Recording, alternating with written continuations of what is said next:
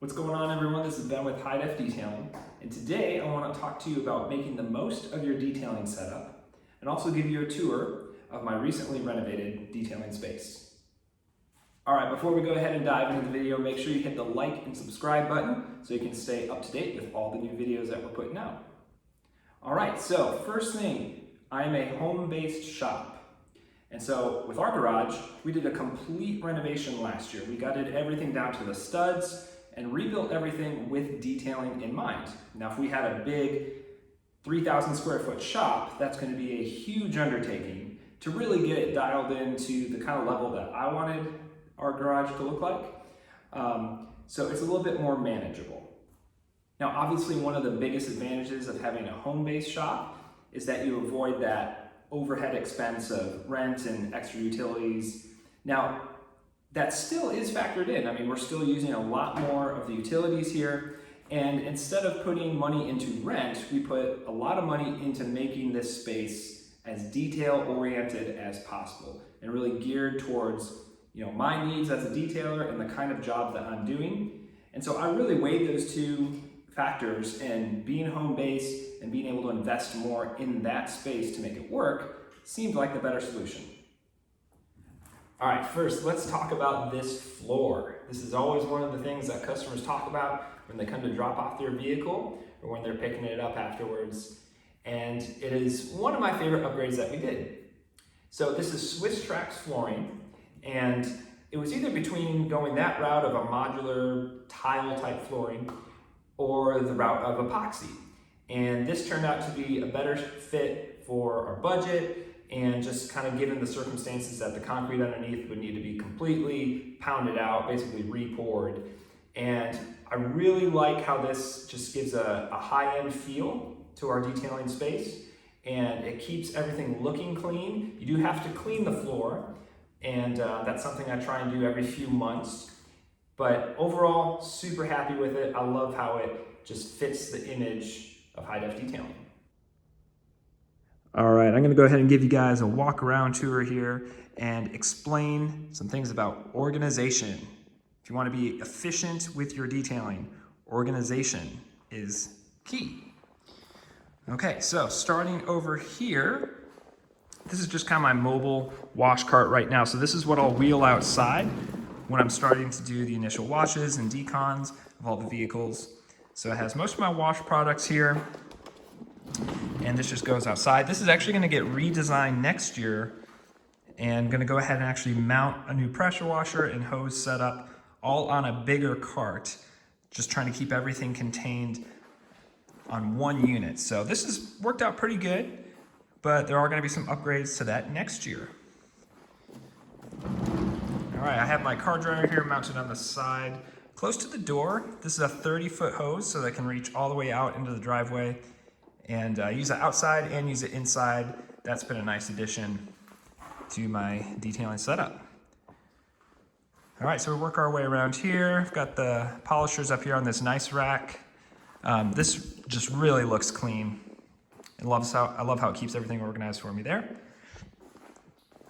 Did some sound upgrades on the TV here. I've got a TV in the garage, as you can see. I mainly just use, it for music.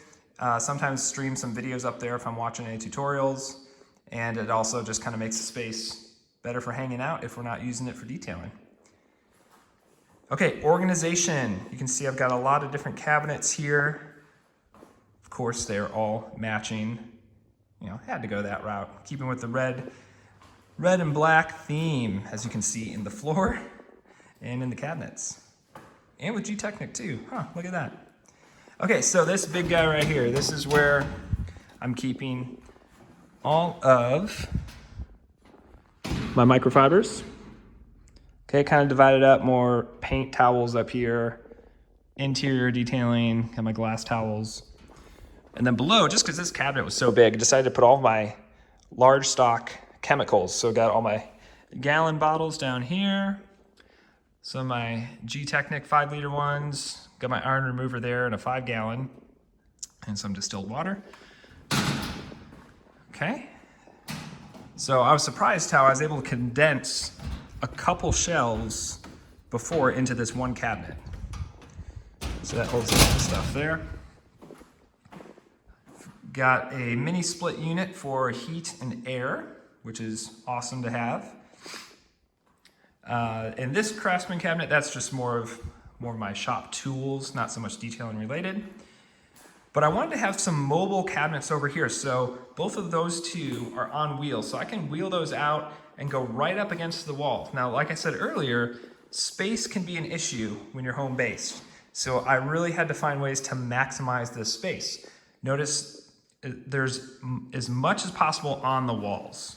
I wanted to get things off the floor, so I had as much side to side space and as much front to back space as possible. Now you can only do so much with that when you've got cabinets. So that is why that cabinet is actually on the side, and I can wheel these out and have that opening there. So if I've got bigger trucks, I'll try and park them on the left side of the garage or angle them in so the front end is over there. And that will give me as much space possible. And in this rolling cart, we got all of my buffing pads, 3 and 1 inch, 5 inch, and some 6 inch. And those are just some junky ones that I'll use on wheels, for example. Some applicator pads, some marketing materials, some tape for taping off things for paint correction, touch-up paint tools, abrasives and clay bar, towels are in here, so sandpaper and a couple clay towels. This is kind of my junk drawer right now. It's just a bunch of random stuff. Still gotta figure that one out. And we go over to the 32-inch cabinet here. This is where I'm gonna keep a lot of my products. And of course, need to slim it down, but I do like trying out different products. That's why I prefer to get the smaller sizes of polishes, because that's one thing I like to kind of tweak and see what's working. A lot of this stuff is old that I don't use as much, so it's kind of in the back. But I will say some of my favorites are the Sonex products and O'Berk. Been really enjoying using those. Some interior products, some more just traditional, industrial chemicals over here, some new products to try out there, interior tools and equipment, just kind of a junk. The one not organized spot of my garage. There it is. All right, you can see it. I'm not perfect. But I got my ozone machine over there and then just some junk. All right, and then on to these cabinets. We get into the good stuff right here.